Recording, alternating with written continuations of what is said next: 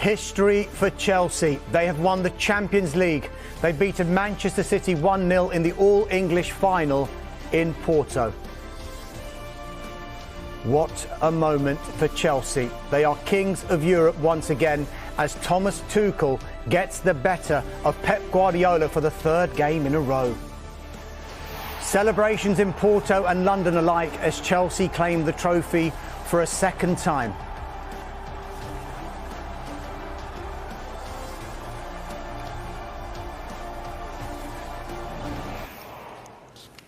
Kai Havertz was the match winner with his first Champions League goal as the biggest prize in club football continues to elude Manchester City.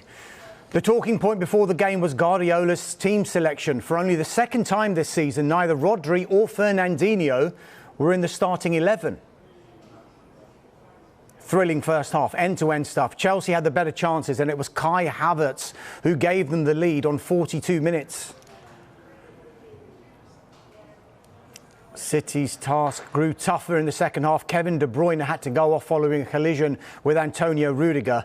De Bruyne left the pitch distraught and in tears, and Chelsea saw it out to win. Let's head then to the Estadio do Dragão. Ben Ransom is at the scene on a historic night there. Manchester City 0, Ben. Chelsea 1. Hugely significant night for Chelsea. Oh, look, absolutely massive. You might be able to hear around me, the atmosphere's really lifted. There was a huge roar. I'm surprised the roof didn't come off this place when the referee blew the final whistle. Chelsea, I mean, what a performance. You have to credit them and you have to credit Thomas Tuchel. You said it there just a moment ago. He's been there such a short period of time. 26th of January 2021. That's when he was appointed as Chelsea manager. He sorted out their defence, didn't he? He's turned them into the most fearsome, or one of the most fearsome defences in the Premier League, second only to Manchester City actually. But crucially, he beat Pep Guardiola in the FA Cup semi-final. He beat him towards the end of the season when City were all but ready to celebrate lifting the Premier League trophy. He made them wait for that party, and then he's proved the ultimate party pooper. Chelsea fans behind me celebrating. An absolutely incredible night for the club. Their second Champions League trophy. They are right now among the very elite clubs of European football. Yeah, heading into the game, all the talk was of Manchester City being the favourites and the pressure being on Pep Guardiola. But Thomas Tuchel, of course, was the first manager to manage two different teams in consecutive finals. It would have been a real blow for him to have lost two finals in a row. Just put into context how big an achievement it is. You mentioned how late he came in the season to replace Frank Lampard. I mean, look, you can't give the man enough credit, can you? There was always a fascinating tactical battle between Tuchel and Pep Guardiola. We've spoken about it over the last few months. We've looked at their head-to-heads. And let's not forget, before Tuchel arrived on these shores in England, in the Premier League, he'd never beaten Pep Guardiola. They'd come up against each other in Bundesliga numerous times. And every time Guardiola had the upper hand, a couple of draws thrown in as well. But then, since he's come to Chelsea, since he's come to England, Thomas Tuchel has had the Indian sign over Guardiola. So, tactically, you have to say he got it spot on. He was given that huge boost, wasn't he, earlier in the week when N'Golo Kante, superb tonight, was fit to play, fit to return. Edouard Mendy in goal, did everything he was required to do. And you have to say, I think he must have surprised Guardiola. Both managers, I think, went for slightly surprising team selections. You're right to mention Guardiola's selection. Before the game, we were puzzling as to how they were going to line up, who was going to play in the false nine position, and also why there was no defensive midfielder. Something, as you rightly pointed out, only happened once all season before tonight. Guardiola chose to twist. Tuchel, in some ways, chose to stick, and it was sticking that's won him a third consecutive game against Pep Guardiola. Absolutely incredible for Tuchel. 12 months or thereabouts after he was beaten in that Champions League final, losing Thiago Silva as well, so they had to come back from adversity, had to shuffle the pack. Kai Havertz back in the team. Ultimately, the match winner tonight, and I don't know if you can hear behind me, I can certainly hear the Chelsea fans singing inside the stadium. The scenes in there sound absolutely spectacular given that it's not full. 33% full, probably less than that, probably 15% full by this point, but the Chelsea fans are making a heck of a racket. Ben, you mentioned there the team selection from Pep Guardiola. Do you think when the dust settles on this game in the next few days or so, he might have a tinge of regret about the selection that he made for this game? This will eat him up. I can say that for sure, because he admitted as much last year when he again went a little bit left field in that he played the double pivot against Lyon that night. They were favourites to go through. Do you remember it was just one-legged ties because of COVID as they tried to squeeze in the Champions League and that mini end-of-season tournament? He went for both Rodri and Fernandinho against Lyon. That unravelled for him. He admitted that it really hurt that defeat. The players, it really hurt them as well. They stewed on it for a couple of weeks. That's all they had time to, because they were straight back into the Premier League, if you remember. Very little turnaround last year. This time it's slightly different. This time he's got the whole summer to sit back and contemplate what went wrong, because he's been putting this plan in place for a number of weeks now. He's spoken in recent weeks about that being the ultimate goal. Once they'd wrapped up the Premier League, all of his focus was on this Champions League final. All of his focus was on City trying to take that elite step that Chelsea have managed before them, to win the Champions League for the first time. But you have to say there will be questions asked. Right now, whether it's too soon for Guardiola to be looking at himself and looking at where he may have got it wrong, certainly that's going to be the chat over the next few days connected to Manchester City. Why didn't he play a defensive midfielder? Was it the right team selection up front? Raheem Sterling's not featured in the latter stages of the Champions League. Didn't play in the quarter-final or semi-final. Brought back in tonight. It surprised us all when the team was announced, didn't it? And well, I do wonder whether that might be something that just eats at Guardiola a little bit over the next few weeks and months when he gets back to Catalonia, back to Barcelona to spend some time with his family after what has. Let's not forget, we have to give Manchester City credit for what they have achieved this season. They were looking for a treble. They won the Premier League in fantastic fashion. That winning run between December and March, 22 games in a row, was something quite breathtaking. But ultimately, the biggest prize of all in European football at stake tonight, and they didn't quite get it right. Yeah, just finally, Ben, they won't say it publicly, but of course, the appointment of Pep Guardiola was pointing towards Manchester City winning that Champions League crown. 5 years now into his reign, and he still hasn't won it. What do you think will be going through the minds of the owners at City and through the mind of Pep Guardiola? How will he rise himself? How will he lift himself again to go again next season?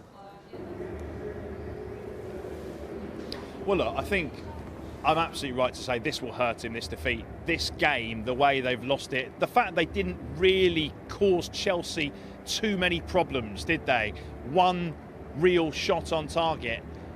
It's not good enough in a final, especially when Guardiola had clearly gone to try and play a quite aggressive attacking style. He wanted his players over the last few weeks and months to rediscover that aggression in the press, that high energy football, the patience when it comes to attacking play, and that was sorely lacking tonight, and that's something he will scratch his head over. He's got the summer to ponder, but look, you cannot underestimate the achievements that they have made this season, because they've made big strides. Let's not forget, this is Manchester City's first ever Champions League final. The players will learn from this. Only Ilkay Gundogan had ever experienced a Champions League final before this. Chelsea, let's think back to 2008. I was lucky enough to be there in the pouring rain in Moscow. They went up against Manchester United in their first final. They got all the way to penalties. It didn't happen for them that night. 4 years later it did for the first time, and it's happened again tonight. They've got it right, they're the winners, but it is one-off, and I think we have seen this Manchester City side grow over the last few weeks and months. They grew in the quarter-final, difficult moment behind against Dortmund, they won those games. They grew against PSG, particularly in the away leg. PSG started fantastically, dominated, caused City all sorts of problems, went one goal up, City were patient, they turned it around. For whatever reason tonight though, whether it was tactically that he got it wrong, whether some of the players just felt the nerves of the big occasion or not, something tonight when they went behind, they didn't have it in them to come back for the third time. And it's Chelsea. Let's leave the final word to them, because what a night for them. I can hear the fans singing. It sounds absolutely amazing in there, by the way. I wish I was in the Estadio do Dragão listening to that, because those fans are enjoying what it's been an awful year, hasn't it, for fans, but UEFA was so insistent and so keen to get supporters back inside the stadium. That's why we're all stood here in Porto, and when you hear the noise, that tells you it was the right decision, because it sounds fantastic in there, and those supporters and the players and the manager, they'll all be really enjoying that moment. Ben Ransom in Porto, thank you very much indeed. A long and noisy night, I would hazard a guess, for you. Now, these were the scenes in Croydon as the Chelsea fans watched their side take the lead through Kai Havertz just before half-time.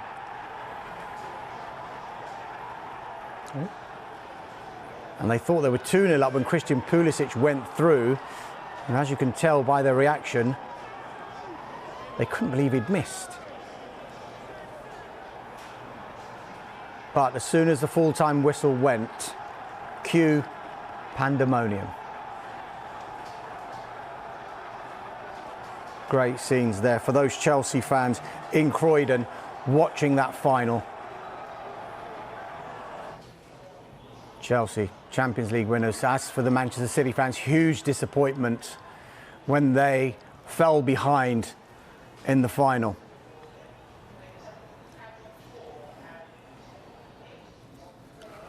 Whew, everyone got their breath back. Just about. Erin and Darius have been watching in the studio with us throughout the evening. Erin, let's start with you.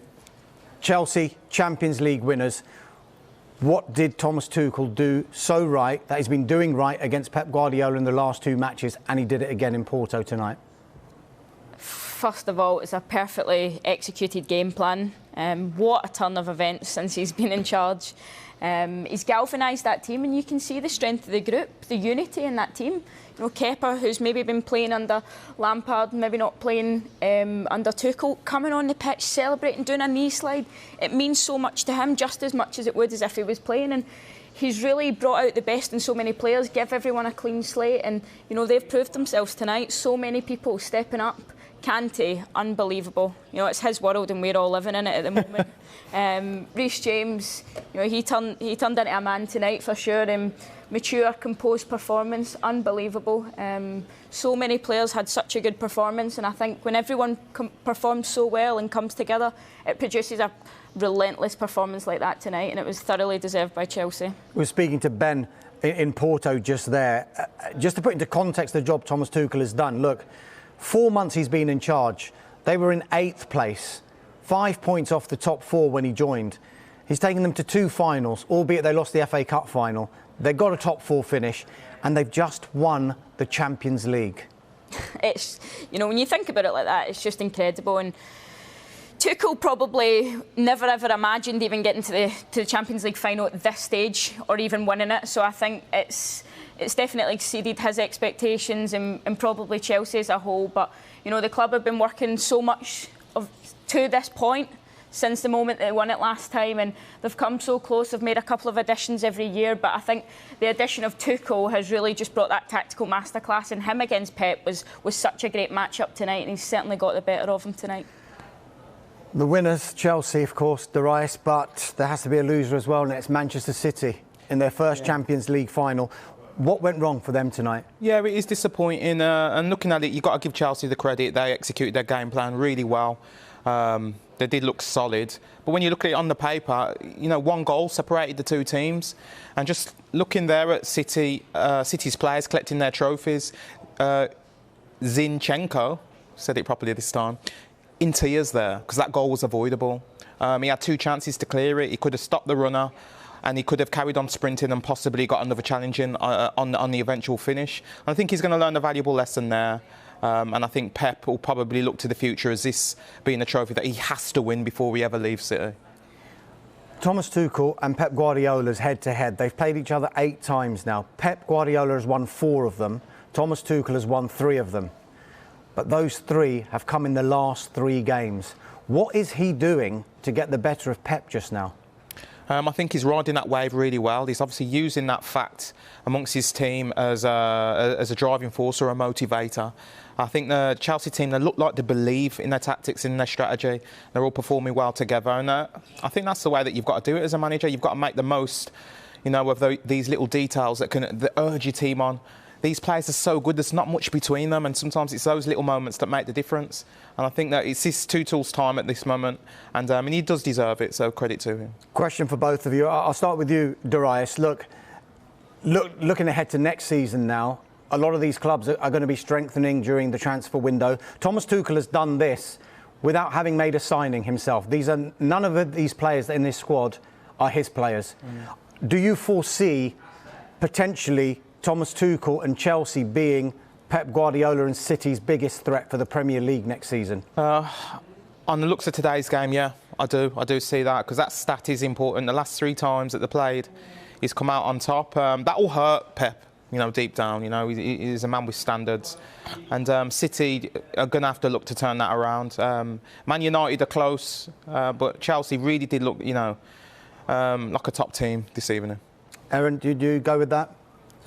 Yes, I do. I think also Thomas Tuchel will be looking to bring in his own players. He's inherited a team ultimately, so he'll be wanting to add his little touch, but he knows that he's got a top team, but he's got a team that believe in him. He's galvanised that team. The mentality in the dressing room must be so powerful, and he's gave that team belief that they can do it. You know, they lost a cup final 2 weeks ago, and by that performance, you wouldn't even look like it. So he's really managed to turn things around. Erin, Darius, thank you so much for your company this evening. I know you've gone through every single emotion under the sun watching that game. So it is delight then for Chelsea supporters as they celebrate their club winning the Champions League final. More reaction coming up from a historic night in Porto.